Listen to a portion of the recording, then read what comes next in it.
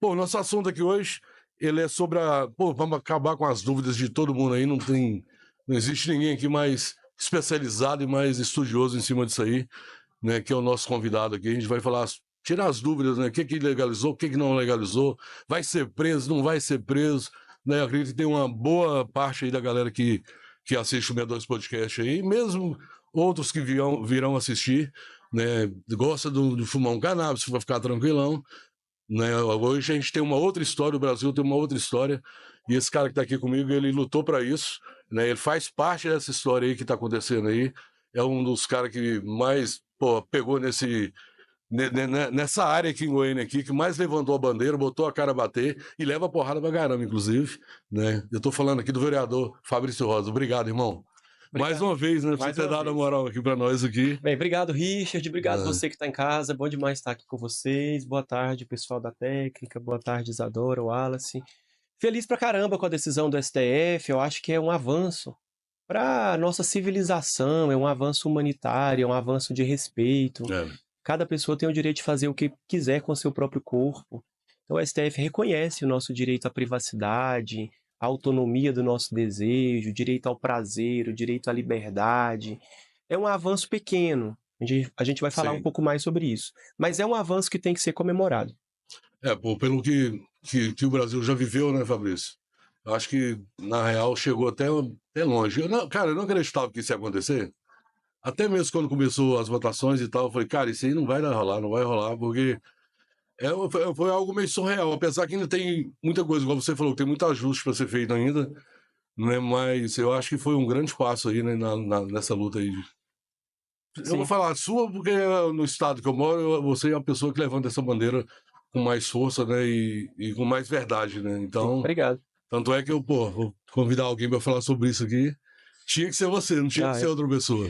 Eu agradeço a deferência. Você que está em casa, é importante saber, nós fazemos parte, eu faço parte de um coletivo que eu ajudei a fundar, um coletivo de policiais antiproibicionistas, que se chama Movimento dos Policiais Antifascismo, que discute várias questões relacionadas aos direitos humanos, mas especialmente é um grupo de policiais antiproibicionistas que lutam pela legalização.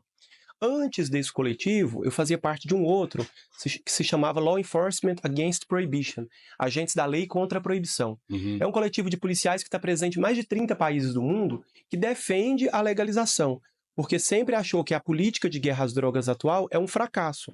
É um fracasso porque tira a vida da juventude da periferia, porque tira a vida também dos policiais, porque encarcera pessoas que não necessariamente são corruptas ou violentas, porque enriquece facções criminosas, quando os recursos poderiam estar indo para o Estado, para fazer mais CMEs, mais creches, mais escolas, mais hospitais. Então é uma política fracassada. E eu faço parte desse coletivo chamado LEAP, Law Enforcement Against Prohibition, desde 2012.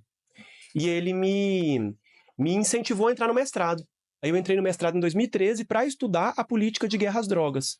Então a gente está nessa luta há bastante tempo, desde 2013, 2014 eu faço parte do coletivo Mente Sativa, que é o coletivo que organiza a Marcha da Maconha em Goiânia, tentando sempre denunciar o fracasso dessa opção política que é criminalizar o desejo, criminalizar o fato de eu utilizar determinadas substâncias, alegando que a criminalização seria uma boa resposta para garantir mais saúde.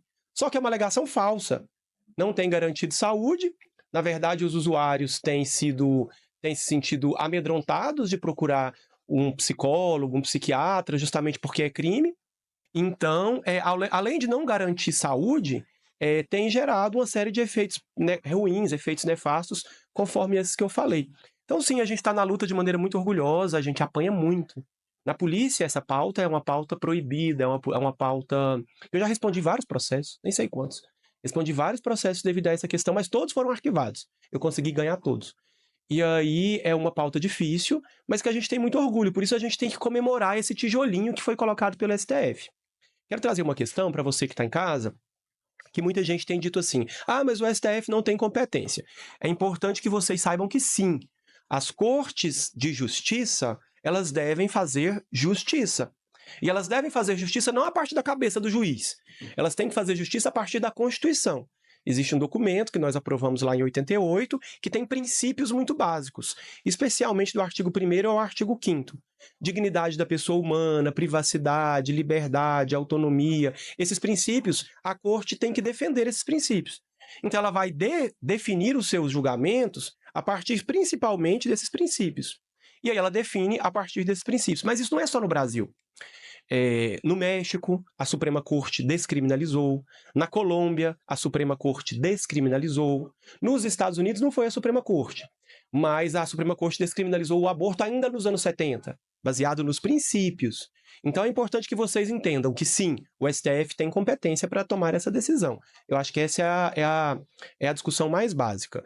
A segunda discussão é saber que esse processo está lá há muito tempo, tem 8 anos ou mais, que vem se julgando e vem se arrastando esse processo, desde quando um cara foi preso com 3 gramas de maconha e a Defensoria Pública de São Paulo entrou falando, cara, esse cara não pode ser preso com 3 gramas de maconha.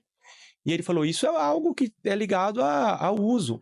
E tem acontecido muito, de um usuário ser confundido com um traficante. Sim. Então o cara é um usuário, e aí, se ele for preto, pobre da periferia, ele é considerado traficante. E aí ele vai preso. Então a gente precisa criar critérios objetivos, números, quantidade, para definir o que é usuário e o que é traficante. E os países civilizados, em geral, fazem isso. A maior parte dos países, se vocês forem estudar, eu indico os documentos da Plataforma Justa, que são os melhores, do Instituto Igarapé, que também são muito bons, do Fórum Brasileiro de Segurança Pública. Você vai verificar que a maior parte dos países já tinham definido esse critério. 28 gramas usuário ou mais é traficante, 50 gramas, 30 gramas, tem uma discussão aí. O que separa o usuário do traficante vai variar de droga para droga, de substância para substância. Mas o fato é que o Brasil estava atrasado, era o único país que não tinha essa separação.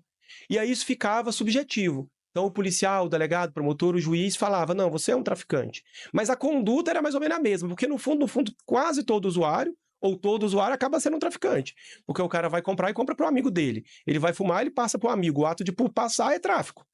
Então Então foi uma vitória. Esse momento foi uma vitória. É interessante você falar nesse detalhe aí, porque mesmo você tem a ciência disso, né, cara? Mesmo você tenha lutado para descriminalizar isso tudo, mas isso aí que você falou que, pô, acaba que o usuário é um traficante, que ele pega quantidade X, reparte com um amigo e outros amigos e tal. Pô, se for ver a lógica do negócio, é exatamente isso, né? Pô, Fabrício, eu sou da época das antigas, né, cara? Então, assim, eu fui usuário de cannabis desde os 13 anos. Hoje eu não uso mais, né? Hoje eu tô cuidando de mim e tal, deu um tempo e tô tranquilo. Mas isso não muda o meu pensamento, que sempre foi que deve descriminalizar. Primeiro, pô, nos anos 80, se pegasse, você falou em 3 gramas, por exemplo, pegasse um cara com 10 gramas, ele ficava 2 anos preso, entendeu?